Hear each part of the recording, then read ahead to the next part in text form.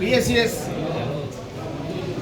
యొక్క కార్యవర్గాన్ని ఈరోజు తెలంగాణ రాష్ట్ర ప్రభుత్వం ఒక జీవో ద్వారా ప్రభుత్వం శ్రీనివాస్ రెడ్డి గారిని చైర్మన్గా, విష్ణువర్ధన్ రెడ్డి గారిని వైస్ చైర్మన్గా మరియు డైరెక్టర్లుగా అందరిది కూడా ఈరోజు ప్రమాణ స్వీకారానికి తరలి వచ్చినటువంటి రైతులు, నాయకులు, అదేవిధంగా మన డీసీఓ గారు శంకరాచార్య గారు, కృష్ణ గారు, అదేవిధంగా పాల్ గారు, ఆడిట్ ఆఫీసర్ గారు, మన తహసీల్దార్ మన అహ్మదాబాద్ మరియు గండి నుంచి కూడా వాళ్ళు రెవెన్యూ ఆఫీసర్ కూడా ఇప్పటివరకు ఎస్ఐఆర్ మీద కూడా వాళ్ళు వివరాలన్నీ కూడా ఇచ్చిపోవడం జరిగింది. తను కూడా ఎందుకంటే కలెక్టర్ గారు చాలా సీరియస్గా ఉన్నారు, ఎందుకంటే చాలా స్లో ఎస్ఐఆర్ అవుతుందని తనను కూడా నేను ఆహ్వానించినాను చెప్పడానికి అని చెప్పి ఈ కార్యక్రమం లోపల పార్టిసిపేట్ చేస్తున్నటువంటి ప్రతి ఒక్కరికి కూడా అభినందనలు తెలియజేస్తూ ఇది ఒక మంచి అవకాశం.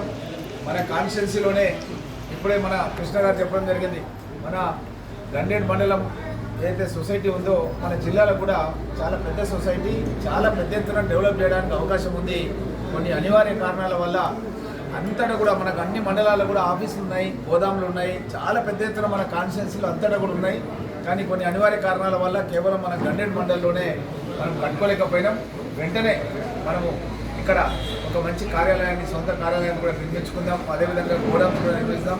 అదేవిధంగా ఎన్పిఎస్ గురించి కూడా ఇంతకుముందు పాల్ గారు చెప్పడం జరిగింది.